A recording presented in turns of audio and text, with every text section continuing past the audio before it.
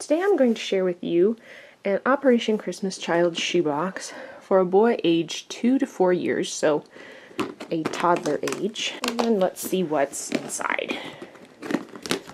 First, you can see we have a little magnet drawing board, Chubby Crayons, bar of soap, a Little People race car driver, a Mickey Mouse cell phone that makes noise, a fluffy giraffe toy. This giraffe is named Andrew. We have a comb, kid's toothbrush that lights up, washcloth, a small t-shirt that has Pat Pirelli and Magic on it, which I thought was really pretty. 2 pairs of socks, this board book of wild animals that actually has a giraffe on it, colored paper, and 2 sheets of stickers. So that is everything that is in this box.